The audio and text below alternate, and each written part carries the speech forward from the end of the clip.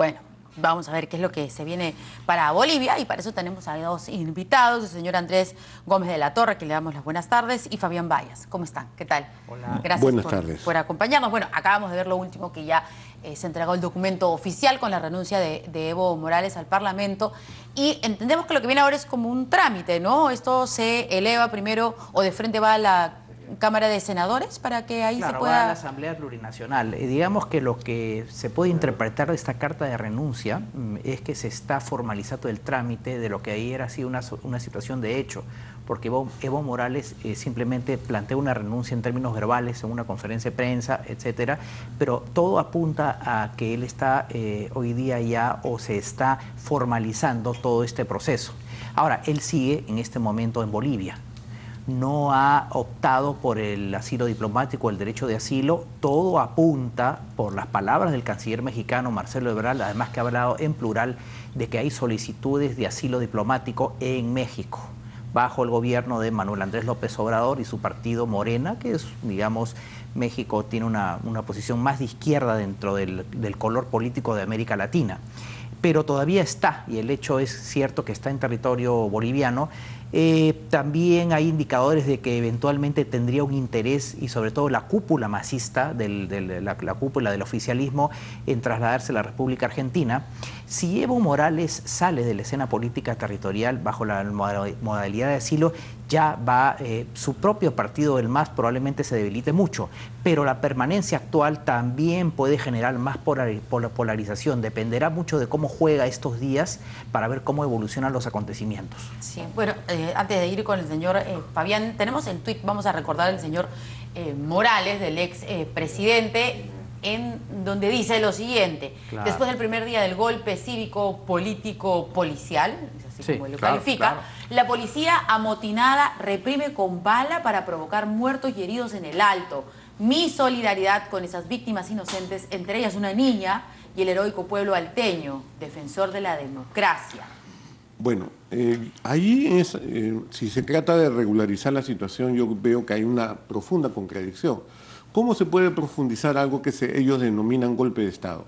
No se puede formalizar eso, no se puede legalizar ni darle legitimidad. Ahí yo veo un problema para poder definir lo que ha sucedido en sí. Ahora, lo que comenta Morales ahí, hay que recordar quién es Morales y cómo apareció políticamente. En el año 2003, él aparece políticamente cuando da una oposición contra el gobierno de Gonzalo Sánchez Lozada, en un levantamiento muy semejante a lo que ha ocurrido el día de estos días en Bolivia, donde murieron aproximadamente 60 personas y 200 personas quedaron heridas. Entonces, ellos, y en Bolivia lo preocupante es que hay una especie de modo de sucesión que ocurre en medio de la violencia. No solamente fue este caso, sino también 2 años más tarde, con el presidente Mesa, ahora que era su rival electoral hasta hace unos días, también le hizo lo mismo, ¿no? Le reventó la calle para poder tener un determinado tipo de ventaja.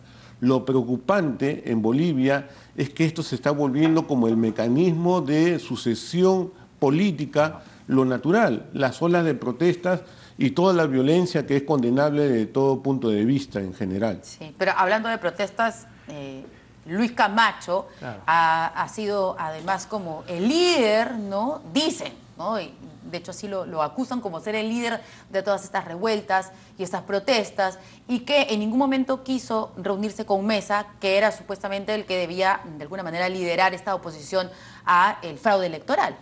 Claro, ahora hay que notar algo también en este contexto que es preocupante, ¿no? Él habla de un golpe cívico, político, sí, y policial. La policía boliviana se ha convertido en un actor político fundamental dentro de este proceso, porque había realizado una serie de actividades paralelas, sincronizadas y simultáneas.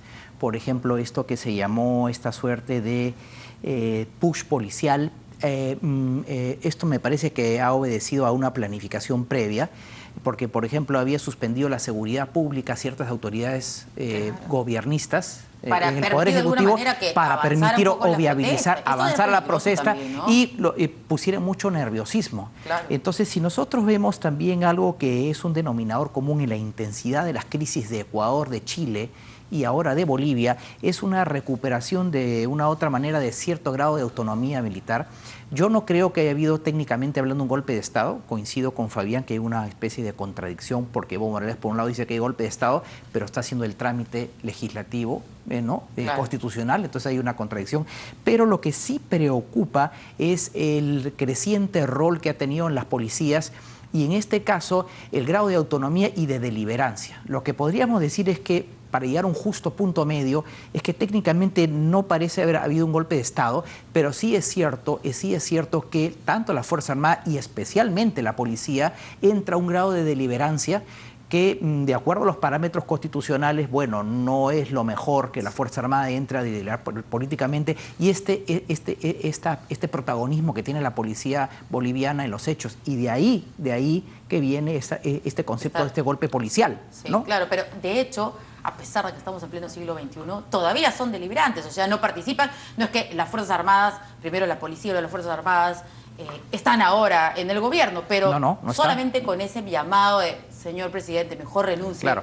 Y Bueno, pues claramente ahí hay sí, una permíteme un tensión. detalle. Sí. El pronunciamiento de la Fuerza Armada boliviana es mucho más soft. Dice, sugiere. Sí. Pero el de la policía boliviana y de este comandante de la policía, Vladimir Calderón, es más claro, renuncie. Sí. ¿No? Entonces, esto ya, digamos, da unos indicadores preocupantes, porque tanto en los movimientos de más intensidad y la crisis con Lenín Moreno, la puesta en escena es con la Fuerza Armada. Y cuando el presidente Piñera dice, bueno, estoy en guerra, está con el alto mando, pero luego es corregido por el general Claro, Iturriaga. le Entonces, inventan cuidado con estos balances y contrapesos, porque lo que fallan son hacen. las instituciones políticas, los partidos y las instituciones políticas, y en ausencia, ¿no?, de este poder, otro poder aparece, que es el poder militar, y hoy día este poder policial. Sí.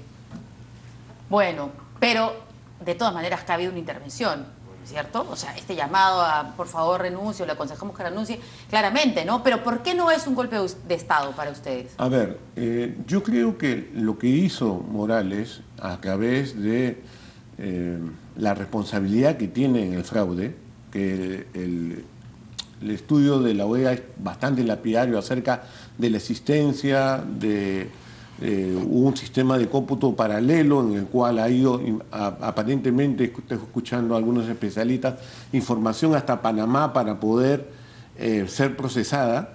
Independientemente de eso, yo creo que el Tribunal Supremo Electoral, que ha sido elegido por el MAS, tiene mucha responsabilidad, y que yo no creo que haya sido de desconocimiento de lo que ha sido el presidente Morales.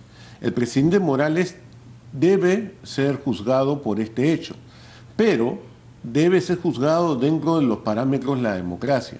No debe ser, en primer lugar, sorprende el haber salido o ha presentado su renuncia en el momento de verse ya totalmente acusado por este informe de la OEA.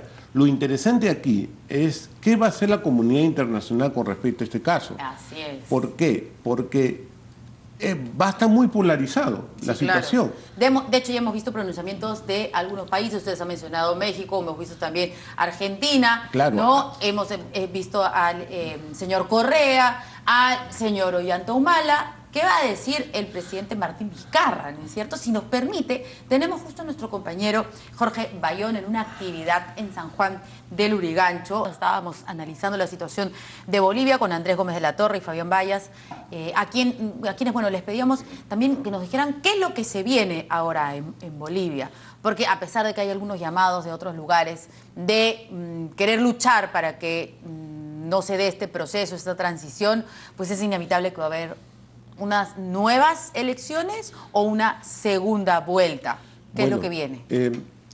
Hasta ahora no queda muy claro si es que puede haber la segunda vuelta con el segundo y el tercero. Eso no está estipulado en la legislación electoral porque nunca había habido un ganador en la primera vuelta, que lo era Evo Morales, en el cual renuncia. No había esa situación. Va a tener que decidir el nuevo Tribunal Electoral, Supremo Electoral, que va a ser elegido por el Parlamento boliviano. Es el Parlamento el que decide quiénes son los integrantes del Pero en este jurado momento electoral. yo creo que va a ser electo bajo la supervisión muy directa de lo que es la OEA. Porque la mayoría era del MAS, ¿no es cierto? Yo creo que eran casi todos militantes del MAS al momento de decir, y era gente poco informada, justamente se necesitaba gente poco informada sobre el tema para poder hacer justamente funcionar el fraude electoral que hubo. Entonces, yo creo que va a ser decisivo lo que va a hacer la comunidad internacional, que está dividido, ¿no? La posición del Perú, conociendo las buenas relaciones que tiene entre Perú y Bolivia, que están fundamentados, Perú tal vez sea el segundo país que tiene más gabinetes binacionales, que hay planes conjuntos en general, tienen proyectos como el tren bioceánico, tiene muchos lazos comunes, no creo que se vaya a ser resentido, excepto que se instale una dictadura en Bolivia, que no creo que sea el panorama en este caso. Claro, no. Entonces, va a continuar las buenas relaciones entre Perú y Bolivia, y va a haber una democracia en este periodo de transición bajo la tutela muy activa y muy cerca de la OEA. Sí. Sí, sin duda, y evitar los exabruptos. A mí me ha parecido totalmente fuera de contexto. Uno puede discrepar de, por ejemplo, en lo personal, del fernandismo argentino, del kirchnerismo, pero esos exabruptos diplomáticos como los del presidente Bolsonaro, ¿no?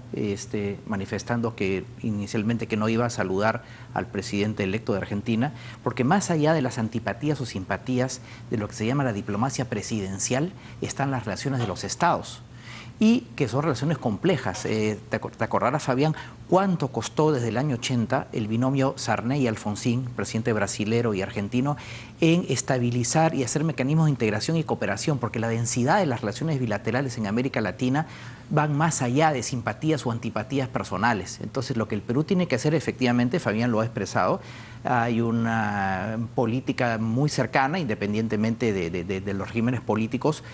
Se han producido muchos gabinetes binacionales, hay mecanismos de integración, de cooperación muy fuertes con Bolivia, y entonces preservar lo que es una visión de Estado de las relaciones internacionales, sacando los temas personales y las antipatías, a pesar de... persona, ¿no? Así es, y mira tú, en el caso de cuando el presidente García, Alan García, expresidente, estaba en las antípodas del presidente Morales, a pesar de estas antipatías personales, se pudo llevar la relación como debe ser en América Latina, con ciertos parámetros de Estado y no de simpatías o antipatías personales. Sí, tenemos que ir terminando. Es muy curioso, por ejemplo, que Evo Morales haya tenido hasta buenas relaciones en el tiempo de Kuczynski, pese a las discrepancias ideológicas. Totalmente, así es. Eran antípodas, pero los intereses comunes de Bolivia, de la necesidad de tener un puerto, hace justamente que sea viable una relación muy fluida de Estado a Estado. Muy bien, veremos qué dice el gobierno peruano. Muchas gracias a nuestros invitados. Vamos a una pausa rapidito para regresar con los deportes.